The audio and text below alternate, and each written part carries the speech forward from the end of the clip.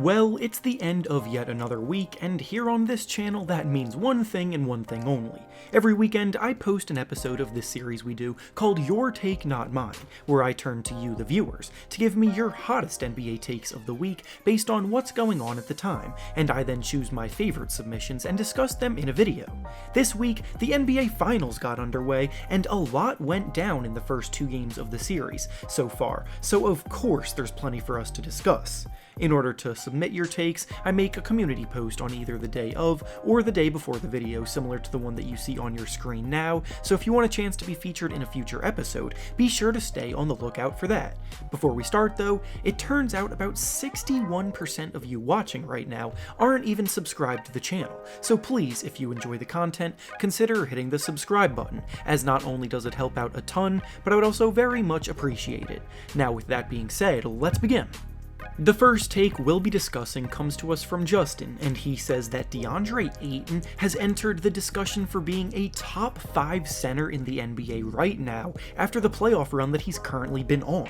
So Ayton was drafted first overall back in the loaded class of 2018, and since then he hasn't really gotten the hype and public appreciation that other guys from that year like Luka Doncic and Trae Young have gotten. But that's not to say that he hasn't been a damn good player, growing a ton in the 3 years since that draft occurred. This year in particular, the Suns have obviously emerged in a big way, going from a perennial lottery team to now making it all the way to the NBA Finals, so naturally, when it comes to contending for a title, some guys have to sacrifice a bit, and that's what Ayton did this year with his scoring. His scoring average may be down from a year ago, but this is further proof that impressive box score averages are not always the be-all end-all for measuring a player's performance, because Ayton has been playing the best basketball of his life in this year's postseason, despite the numbers not necessarily always jumping off the page. His touch around the basket has been phenomenal, his motor on the defensive end has been great, his energy crashing the glass on both offense and defense has been there consistently, and his willingness to do all the little things to help the Suns win are all being noticed by the public now, so that is great to see. So does that make him a top 5 center? Well, I certainly wouldn't count him out of that topic by any means, but the center position is a fairly talented one at the moment. Obviously, Joel Embiid and Nikola Jokic are in a tier of their own at the top of the position rankings, and then in the tier below them, there's guys like Karl Anthony Towns, Rudy Gobert, Bam Adebayo, and Nikola Vucevic, so that's already 6 centers that Ayton has to contend with.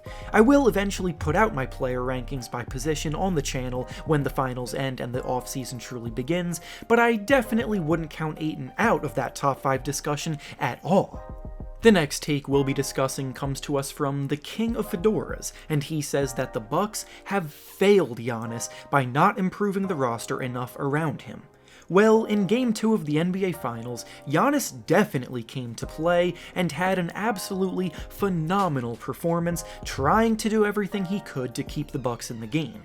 He had the highest scoring quarter in a Finals game anyone has had since Michael Jordan in 1993, with 20 points in the third quarter of that game. He scored 42 points total on the night, and he gave them so many sparks to give them a chance to win, and yet the guys around him really did let him down without question. Chris Middleton is an all-star supposed to be their secondary scoring option, and yet he only managed 11 points when Giannis needed him the most.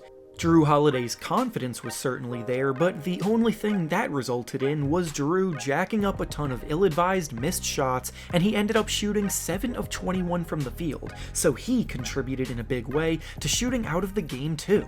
When the Bucks went out and traded for Jrue Holiday last offseason and then followed it up by giving him a big max contract extension alongside Middleton's max contract and Giannis's supermax contract, they locked themselves into this core being around for a while, and this year in particular is going to maybe be the best chance they ever get at winning a ring together. Squandering this kind of opportunity would be very tough to swallow, and change would be difficult to bring about because of the cap situation and lack of other expendable assets. It's not a bad situation at all, obviously, because they are in the finals after all, but the idea of Jrue and Middleton letting Giannis down would definitely hurt for Bucks fans for a while. The next take we'll be discussing comes to us from Martin, and he says that the Rockets cannot make a similar mistake to what happened in 1984 when the Blazers took a big man over Michael Jordan in the draft, and they need to draft Jalen Green this year over Evan Mobley because you should take the best player available instead of drafting for fit. So first off, it's incredibly bold and a little bit ridiculous to compare Jalen Green to Michael Jordan, but I'll let it slide to address the overall point that Martin is trying to make here.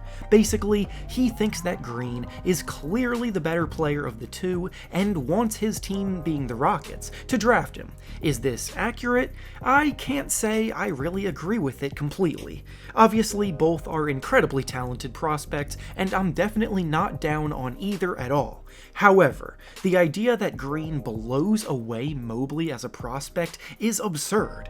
In today's NBA, it's a lot tougher to find a big man that can play elite defense, move his feet, switch onto the perimeter, and run in transition to fit the mold of what the NBA teams want from their ideal big men today, and Mobley possesses all of those traits. He's been compared to Bam Adebayo for that reason, because he could absolutely anchor a top defense one day, and offensively, he has such good touch around the basket along with a developing jump shot. Jalen Green very well may end up being the best scorer in the draft, and he has all of the raw physical tools, explosive athleticism, and the skill set to score from all three levels, but there are a few red flags with his shot selection and efficiency that could end up separating him from being a good scorer to a great one. Green very well could prove to be better than Mobley, but Mobley is a far safer pick, and the idea that it is an obvious decision at this point in time is just silly. And finally, the last take we'll be discussing comes to us from Adrian, and he says that this offseason we won't see any all-star caliber players traded or leave in free agency.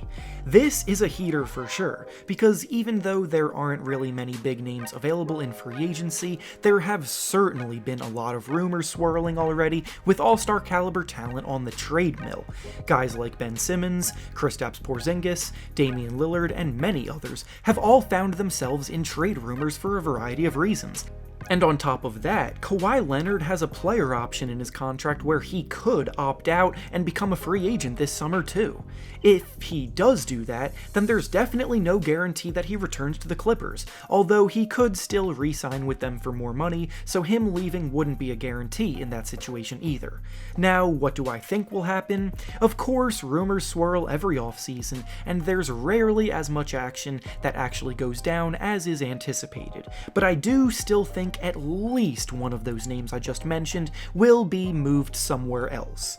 Teams want to improve every year trying to win a title, and there's always at least one team that makes a big splash trying to do exactly that. So with that being said, that's all I have for you today. Make sure to like the video, subscribe to the channel, and comment down below what you think about the takes we discussed. Thanks for watching, and I'll see you all next time.